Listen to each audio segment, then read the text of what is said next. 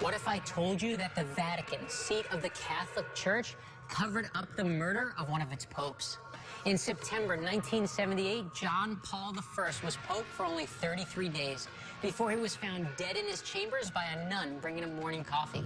Within hours, the pope's body was whisked away with no autopsy and no investigation.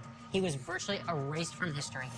But many believe John Paul I knew secrets about corrupt factions within the Vatican that may still exist today. Is the Vatican harboring secrets so dangerous that it was willing to kill one of its own popes to hide them? There's only one way to find out. It's time to decode the Vatican. I'm Brad Meltzer. I've spent my life collecting stories, signs, symbols, and codes hidden in plain sight.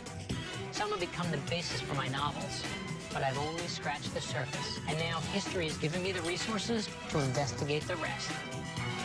This is Decoded.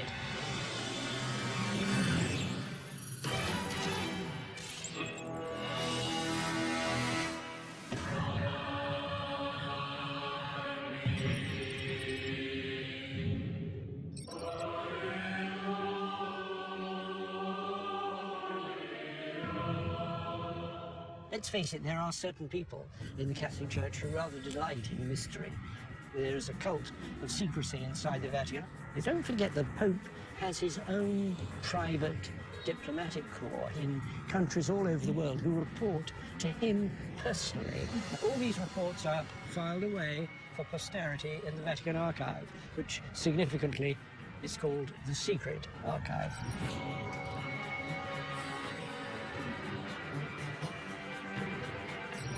The Vatican doesn't really like to divulge very much about its strategies, its tactics, its fears, its hopes. So they answer to no one but themselves? They are an independent entity. They're a sovereign state, and the Pope is the boss.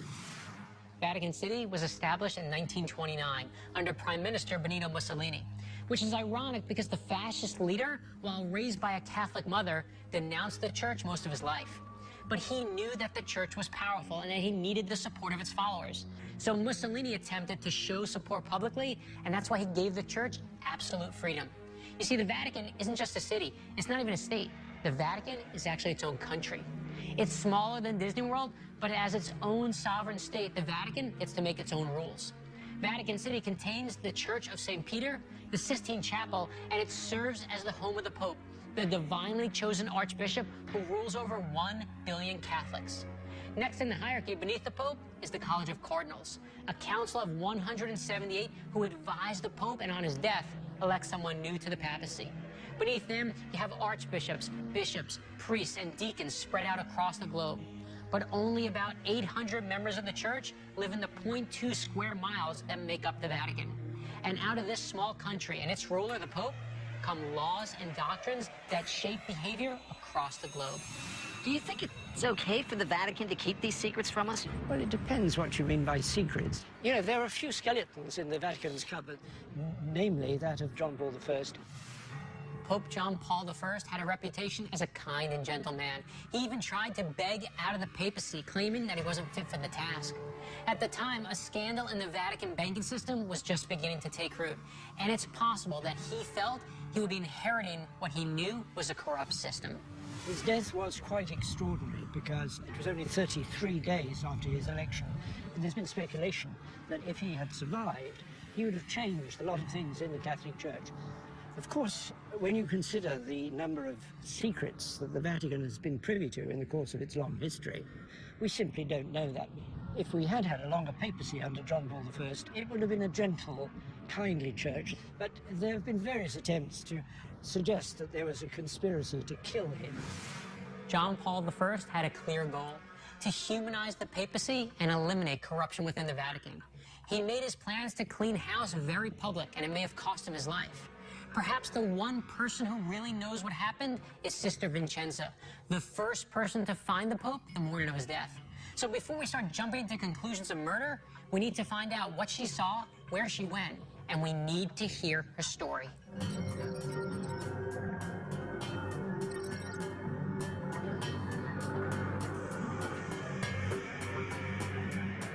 So John Paul I I was all ready to be a reform pope, and then he dies 33 days into his papacy. Yeah, that's the idea, and that's where, of course, all the controversy comes from. We have the reformer pope who was planning on opening up an internal investigation in the late 1970s. And that's how you get killed in Italy. And that poses problems.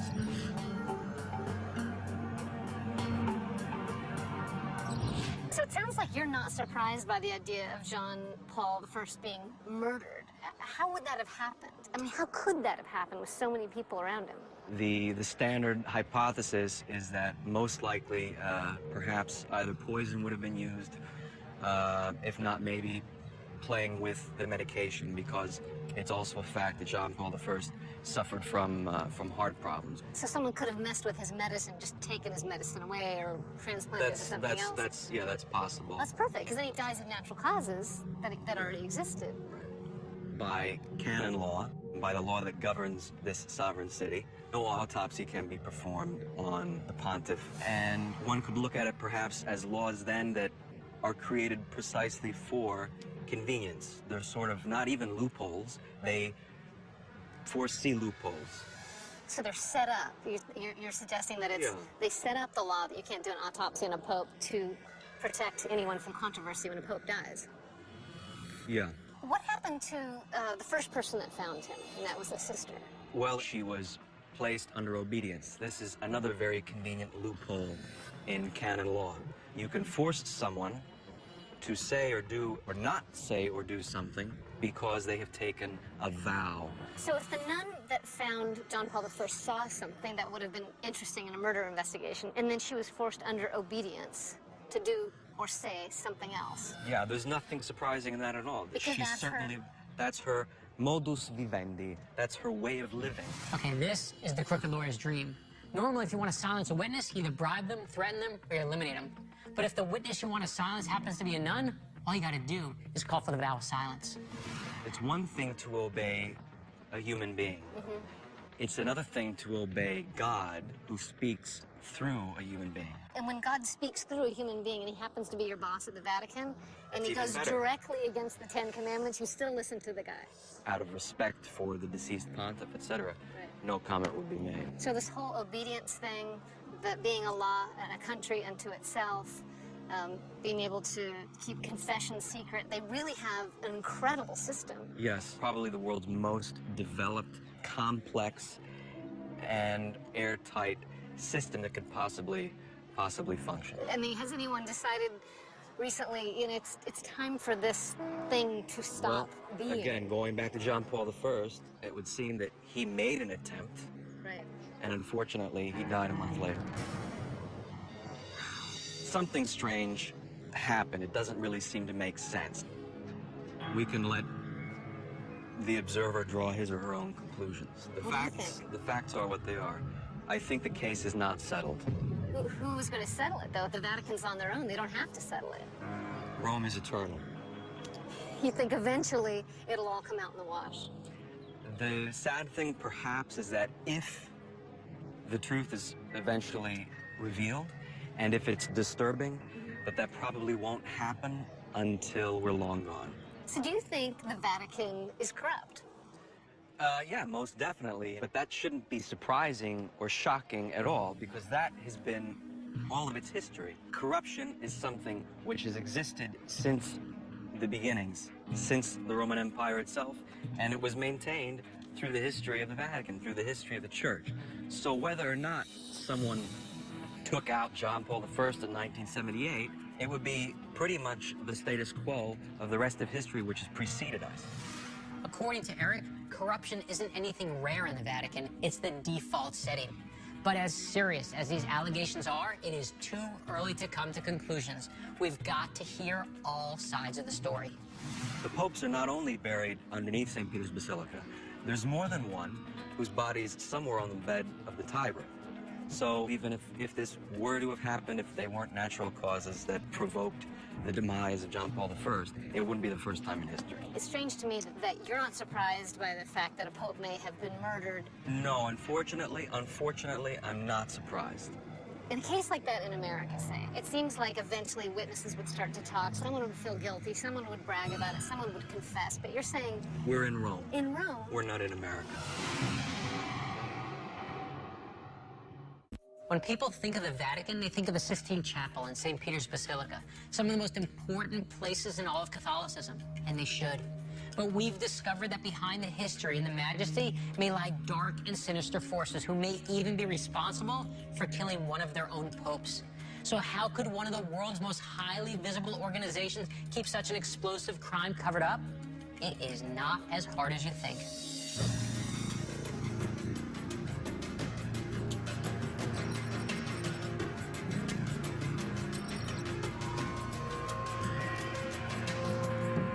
Some of the people we've spoken with about the Vatican suggest that it's a very mysterious organization that keeps a lot of secrets. They are not answerable to the world. The first thing they have to answer is to God. The world can judge them, the world can condemn them, but they have to still face a greater judgment, which is God.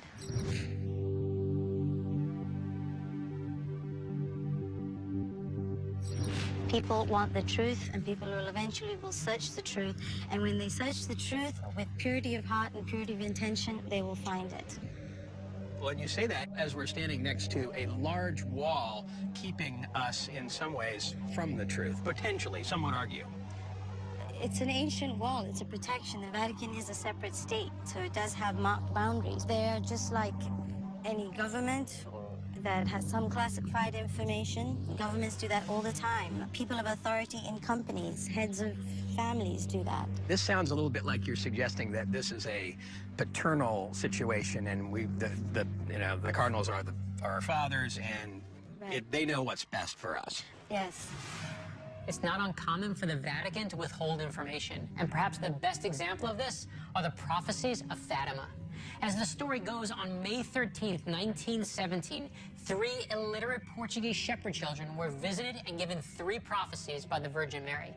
She returned on the 13th of the month for 6 straight months, by which time word of the miracle had spread and a crowd of 70,000 gathered. Thousands in the crowd claimed to see the sun change colors, spin like a wheel, and dance across the sky. Do you personally believe in the prophecies of Fatima? Yes, I believe that Our Lady, the mother of Jesus, spoke to the 3 children in Fatima, a town in Portugal. The miracle captivated Catholics around the entire world. The 2 youngest of the 3 children died of influenza within a few years of the event. But the eldest, Lucia, went on to become a nun, and she shared the prophecies with the Vatican. The first prophecy predicted World War I. The second prophecy predicted the return of Catholicism in Russia. Those were immediately released.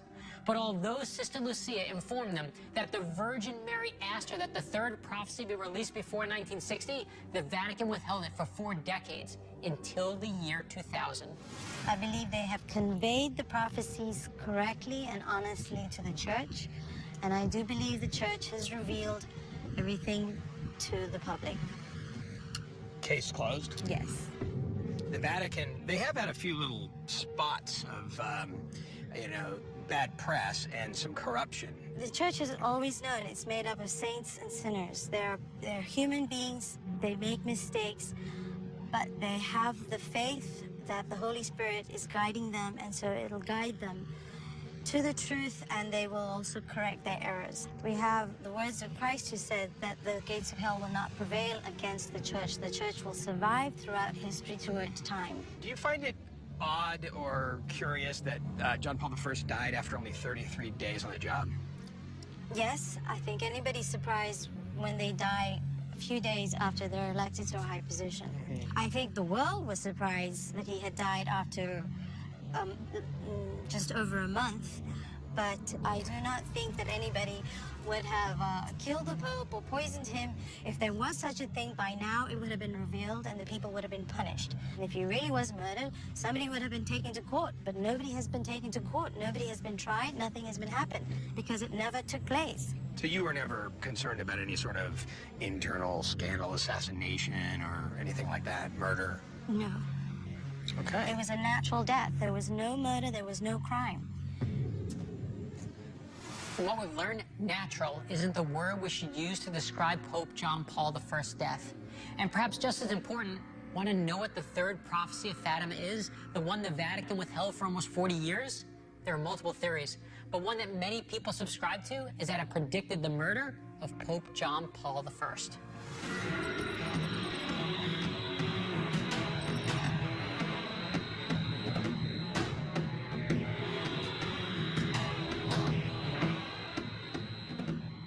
What can you tell us about the third prophecy of Fatima? It's a dramatic prophecy. It has to do with a very dramatic war scene in which there's a city which has been bombed beyond recognition on a hill. There's a bishop in white who's going through the city, seeing cadavers all over the place. He's praying for them. He goes up the hill, and beneath a cross, he's assassinated. He's killed by arrows and by bullets.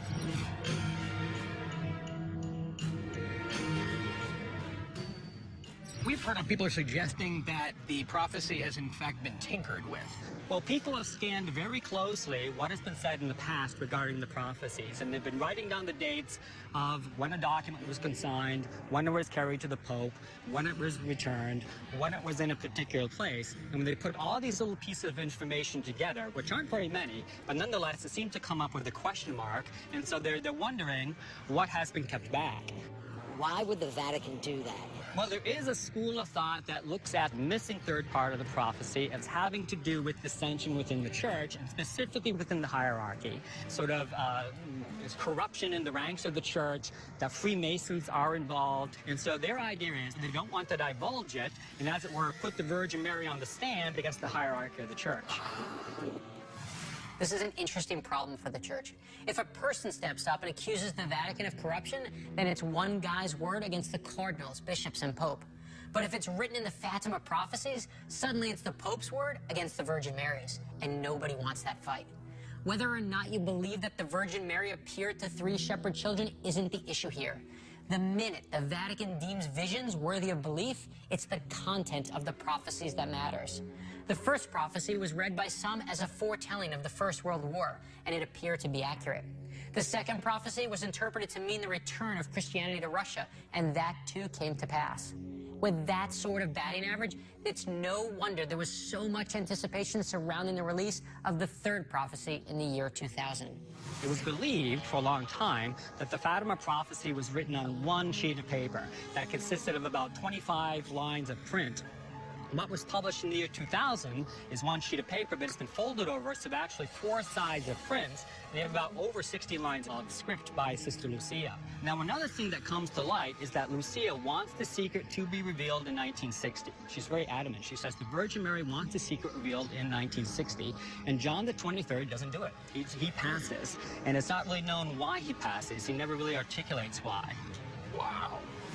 Sister Lucia, the nun who received the prophecies, wrote down the third prophecy in a 1-page letter to her bishop, which was seen by several witnesses.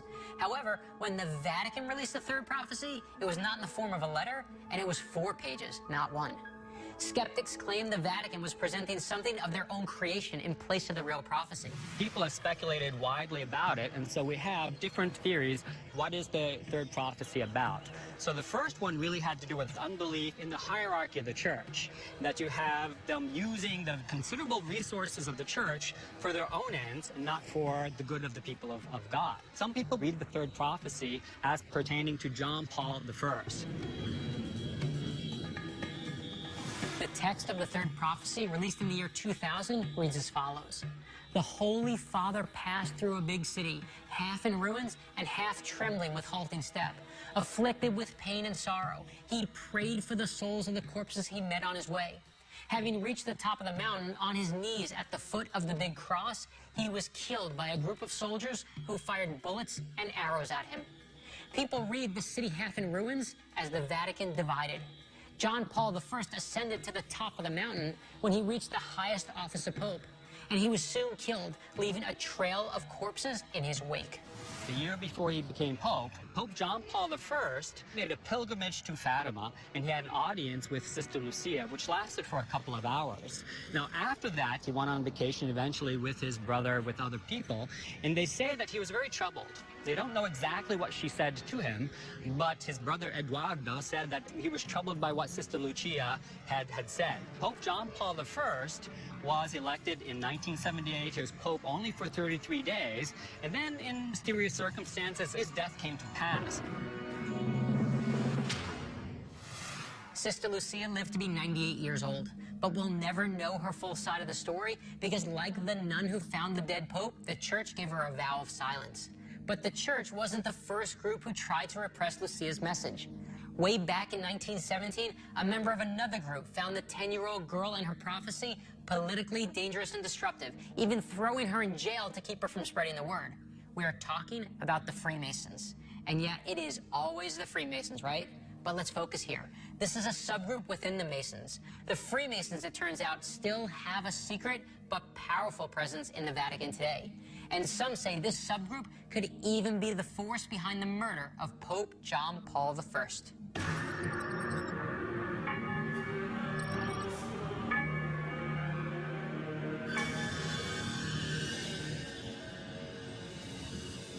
We've been looking into the death of John Paul I, the Pope who served only 33 days. Can you tell us a little bit about the circumstances? He was in his apartment just up there on the top floor, second window in. His assistant, Sister Vincenza, takes him his usual morning cup of coffee. Around about 4:30, 5 o'clock, leaves the coffee there. And she then says that she returned a quarter of an hour later to see that the coffee was untouched. She goes in and she notices the Pope, she says, propped up in bed, looking asleep, looking very serene, to use her words. But she noticed that he wasn't moving, went there and took his pulse and discovered that he was in fact dead, and that's when the alarm was raised. We heard that there was a history, that he had a history of heart disease, or that he was... He was actually quite a fit man. He was very healthy. He was in the peak physical condition. Even his brother said the same thing shortly after his death, that they were in fact rather surprised that it was put down as a heart attack, because there was no history of heart attack in the family. At that time, there was a lot of investigation into the Vatican. There was rumours that senior members were Freemasons. And he was going to name and shame these people, and it would create furore in the Vatican.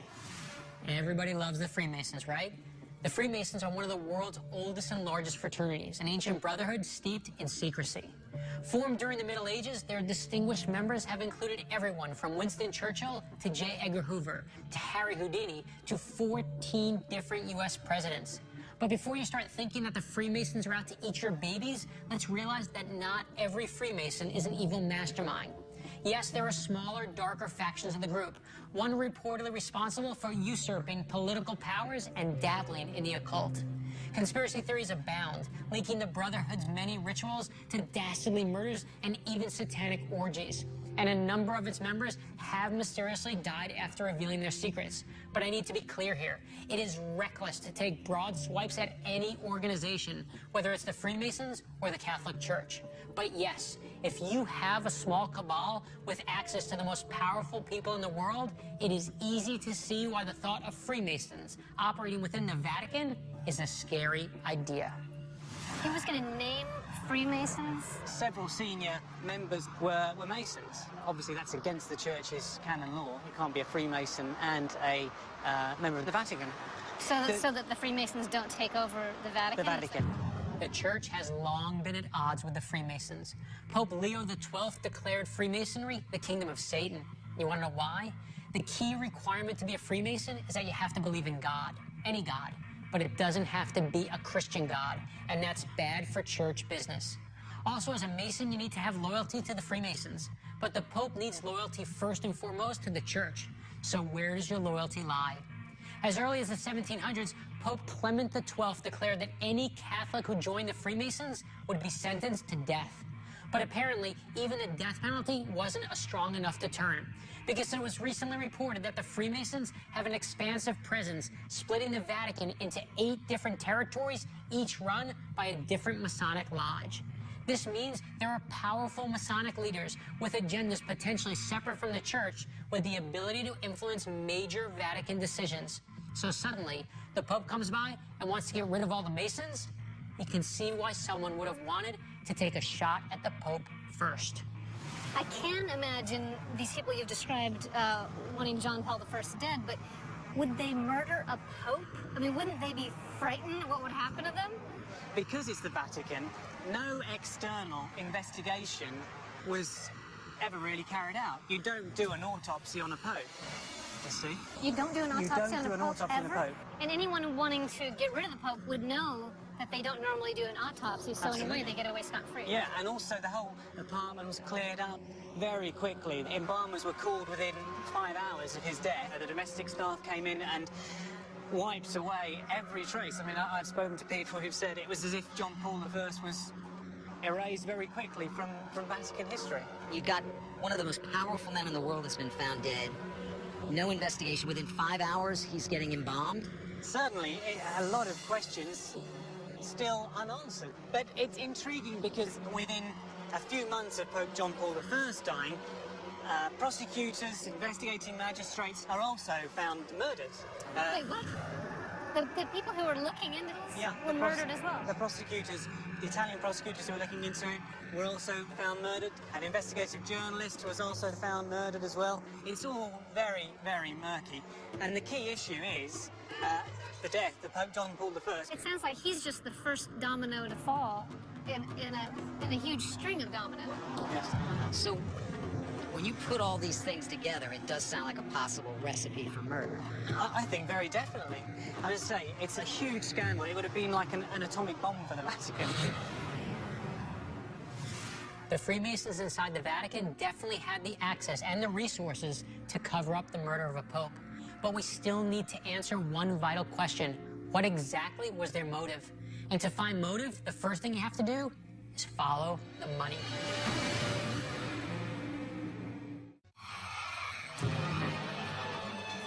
We're investigating the mysterious death of Pope John Paul I, who died just 33 days after taking the post. In fact, many people believe that the Pope didn't die of natural causes, but may have been the victim of a murder perpetrated by the Vatican itself. But could the Vatican really be involved in something as nefarious as murder? We're learning murder may just be the tip of the iceberg. We've been looking into the death of Pope John Paul I. One of the things that keeps coming up is the Freemasons. Do you believe that anyone would have wanted the Pope dead? Perhaps the motivation would be that John Paul I wanted to reform the Vatican Bank, change the way things are done, and fire some people.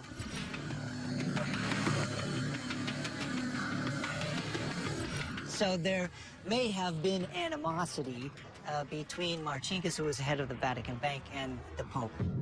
Paul Marcinkus was a rough-and-tumble American archbishop who was in charge of the Vatican Bank. The Vatican Bank was never meant to turn a profit. Any surplus was supposed to be used for religion or charity. But Marcinkus had some suspicious associations. For one, he was a known member of the Freemasons. And second, he's thought to have ties to the Mafia. And yes, I just said Vatican, Freemasons, and Mafia in one sentence. One piece of news that I have found not very commonly known is that in 1972, Archbishop Paul Marcinkus made the Diocese of Venice sell their bank. And as you know, the Archbishop of Venice at the time was John Paul I. Before John Paul I became Pope, he was in charge of the Venice Bank. Marcinkus forced the sale of the Venice Bank without consulting the Pope-to-be, turning a charitable organization into a for-profit business. That's not just a hostile takeover, that's original gangster. The Pope was upset that Marcinkus sold his bank when the purpose of the bank in Venice was to help, shall we say, underprivileged people, and all of a sudden it's going to be completely run over by the Vatican Bank. And Marcinkus had made some ill-advised transactions. Money laundering. I don't know that. He mentions that the Vatican Bank purchased a series of properties that went bust. Not to be naive, there have been accusations of laundering by the Vatican Bank up until very recently, in fact. we now know that John Paul I had seen corruption in the Vatican Bank firsthand. So is it possible that the Pope's plan to clean up the streets and go after crooked bankers motivated Vatican assassins to end the papacy of John Paul I almost before it began? You can't write this stuff. Well, okay, you can, but we all know the scariest story of all is the true one.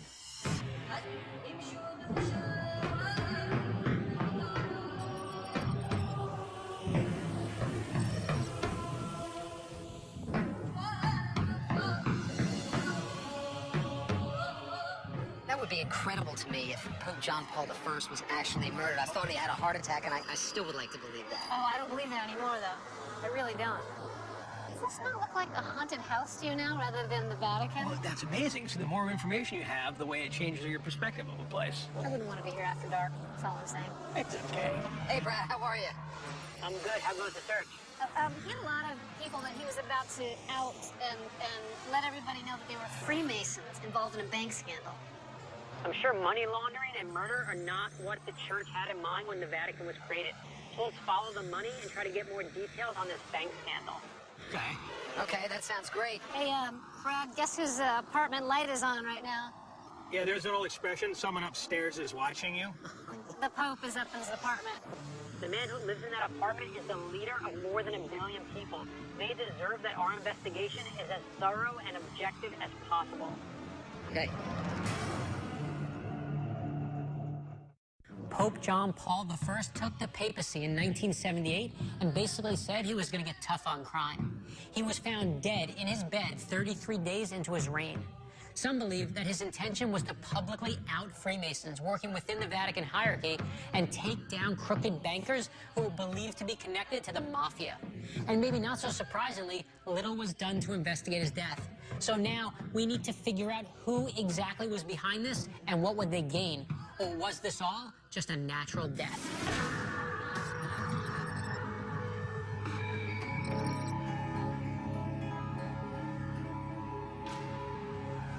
At the time, the Vatican Bank was a sort of offshore bank based in the Vatican. So you get a bank account, and you can transfer money wherever you want without being known. So your identity remains secret. So it's ideal for money laundering. The Vatican Bank is obviously a bank, so its purpose is that of making profits. And Roberto Calvi helped the Vatican Bank at doing so. Who exactly was Robert Calvi? He was a very successful banker, an extremely successful banker. He came up as an ordinary man, but he rapidly ascended to the top of the management of this bank, and he got the nickname God's Banker. Roberto Calvi was known as God's banker because of his close association with the Vatican. Calvi had tremendous influence and power within the financial world, but it appears that from his high position in the Vatican, Marcinkus, the guy who changed the Vatican Bank from a for-charity into a for-profit bank, could make Calvi do whatever he wanted. And his bank was involved in financing opposition to communism, both in Latin America and in Eastern European countries. Hold up. The Vatican is waging secret wars internationally? Exactly. Consider that in the context of Cold War, untraceable funds became important. And such banks that could operate and could move capitals in a rapid way became extremely important. And one of this bank was the Vatican Bank. So this international system required more and more money. So you're saying that Roberto Calvi helped the Vatican Bank launder money? Exactly. That's a pretty serious accusation. This goes hand in hand with Paul Marcinkus saying you can't run the church by Hail Mary. You need money. The way the Vatican Bank is set up, it's almost like it was made for money laundering. Because the Vatican is its own country, it operates like an offshore bank with virtually no taxation, regulations, or oversight. Also, Marcinkus had been turning charitable banks like John Paul I's Venice Bank into for-profit banks, so he could easily move money back and forth between the two. It's believed that Roberto Calvi used these tools to engineer shady deals, bad loans, and illegal transactions for the Vatican, and it appeared to be working for a while, until Calvi ended up dead, murdered. The center of the story is the relation between Calvi and Archbishop Paul Marcinkus. Since the Bank of Italy started to look into that, the star of Roberto Calvi began to decline. So the Vatican used Calvi until he was caught, and at that point he was no longer useful to them. Exactly. Now you're getting the real story. Calvi was being used as a puppet to distribute Vatican funds to terrorist groups like the Sandinistas in Nicaragua, while keeping the transactions off the Vatican books. Finally, they created the ultimate Ponzi scheme. The Vatican Bank set up dummy companies in the Bahamas and Latin America. These companies applied for loans which collected funds from other international banks.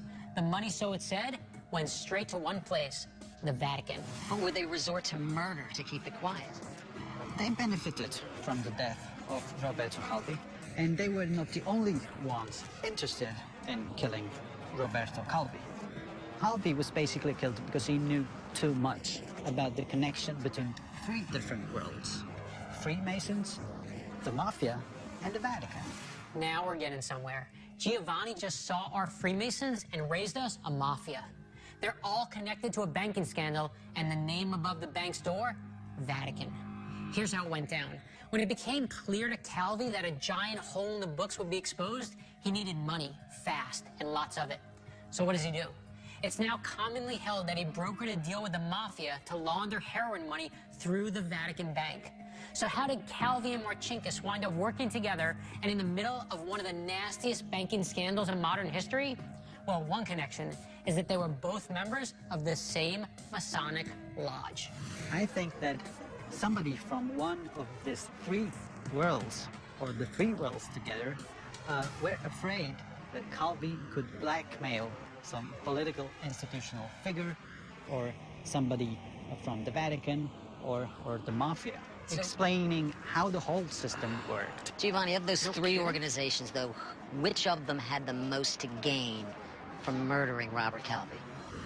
Probably the Vatican. As Michael says in The Godfather, Fredo, don't ever take sides with anyone against the family, ever. So which side did Roberto Calvi take, the mob, the church, or the Freemasons? Calvi was indicted, but before he could be brought to justice, he actually fled the country. His secretary wrote a note condemning him, and then she threw herself out of a window. Calvi was later found hanging from a bridge in London. His pockets were loaded with bricks and $15,000 worth of cash in 3 different currencies. The death itself was dripping with Freemason imagery. It was reported that the Masonic Lodge at the center of this scandal, they called themselves the Frati Neri, or the Black Friars. And where did they find Calvi's body? Hanging from Blackfriars Bridge. Now, does that mean the Masons did this? Not necessarily. How do you think it happened? How did they do it? Probably the Vatican or the Masonic Lodge used the Mafia or somebody from the underworld to execute Roberto Calvi. So the Vatican may have been involved, but they would make it look like the Freemasons did it or the Mafia did it. Exactly. So how does this connect to the death of John Paul I? John Paul I wanted to reform the Vatican, probably attributing a different role both to the Vatican Bank and its chairman, Paul Marcinkus. This case also revealed that the enemies of the church might be within the church itself, as the Fatima prophecy stated. This story just keeps getting better. Who would have predicted that the Vatican would end up laundering heroin money for the Mafia to cover up a Freemason banking scandal that ends with the murder of the Pope? Our Lady of Fatima, the Virgin Mary, that's who. This would explain why the third prophecy was withheld for over 40 years. It predicted the fall of the Vatican by forces from within, and why John Paul I was so troubled after his meeting with Sister Lucia. He saw himself at the center of it, and he saw the bullseye that was on his own back. We started with the possible murder of a pope, and in the course of the investigation, we've covered the Freemasons, the Mafia, and a secret holy prophecy. But here's the question. Did the Vatican murder their own pope to cover up dark forces from within its own walls? Buddy McKinley and Scott have their own conclusions.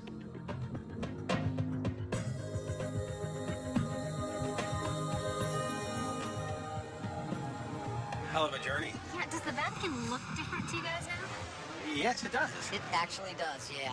So let's just weigh in. This place has secrets, it has skeletons, and in order to have skeletons, you gotta have dead bodies. So do you believe that there are powerful people in the Vatican who had something to do with John Paul I's death? Now, unfortunately, yes. I do think that there's ample evidence. I mean, he's about to make some major reforms that are not making some people happy. Motive all over the place. No autopsies done, shoddy investigation. Yeah, there's a phrase from the underground. It ain't on the square, you know? And something in those 33 days seemed really, really suspicious to me. I would hate to believe that the Vatican was involved, and I know that, on the other hand, they've been involved in things in previous papal eras that were, you know, confirmed to be really, really dark. And when you start looking at things like the Masons, who often get mixed up in discussions about these scandals, and the Mafia, then it's possible they were involved in this bank scandal. The scandal, you know, included financing foreign wars and maybe the cover-up of a murder. And you know, to me, there's a precedent for it. Absolutely. If they were involved in this Roberto Calvi problem, then it doesn't surprise me. For me, just the discussions around it got really uncomfortable. When I was asking Eric Walters, and he was like, well, it's been done before, that's just how it's done in Rome. There was this sort of relaxed idea like, yeah, popes get murdered all the time. I mean, that alone is a little disturbing to me. Do you believe that they kept and are still keeping some of the Fatima prophecies a secret? I don't think there's any question at all that the Vatican's keeping secrets. I mean, everything and everyone we talk to points in that direction. I'm with Scott. I worry that prophecies are often apocryphal or conveniently written after the fact. Right. In this case, there are some of that. You know, it looks like it may have been inconvenient for the church and that they may, in fact, have manipulated it. Yeah. Yeah. This is the thing that really worries me. We've got an entity that answers to no one but the big fella upstairs, and it is a massive money-making machine. And you think they don't want to protect that at all costs? Any organization that is this revered, that is in charge of so many people, it has to keep secrets. But let's not forget, the Vatican is made up of men of the cloth. That means they are human beings. Human beings make mistakes. Human beings sin. And the key is whether they can get back up and ask for forgiveness and move on. So as long as it is run by people, there are going to be things like that are going to happen. It's a true reflection of humanity. It's a very, very good point. I think what's interesting about this journey we've been on is that there's this incredible confluence of dark forces, you know, murder, intrigue, and it all comes to a confluence right here at the Vatican. You know, I totally agree with that. I never would have guessed when we started on this particular journey that we would be talking about the Mafia, the Freemasons, and the Vatican in the same breath. And let's not forget, it did lead to a murder. You know, like you said at the beginning, I'm never really going to look at this place in exactly the same way. So, on to the next one. Unbelievable. It is unquestionable that the Vatican has done incredibly positive things for people all over the world, and they continue to do so every day. And of course, the Vatican's billion followers deserve transparency. But when you have an institution perfectly set up to keep secrets, you're testing the individual men and women within that organization. You see, governments don't lie. The Vatican doesn't lie. People lie. And it doesn't matter if you're a man of God or a man of science, because at the end of the day, we are all just men, all human. We're flawed and we screw things up, and we get greedy and we can be corrupt. But we also can be brave and inspiring, achieving what no one has ever dreamed of. It is no small task to reform one of the oldest and most powerful institutions in the world. But I can't help but wonder what would have happened if Pope John Paul I had lived and carried out some of the reforms he foresaw. How much more powerful would the Vatican be if they operated with transparency and let their followers see what was really going on inside? And that's perhaps the Vatican's best kept secret.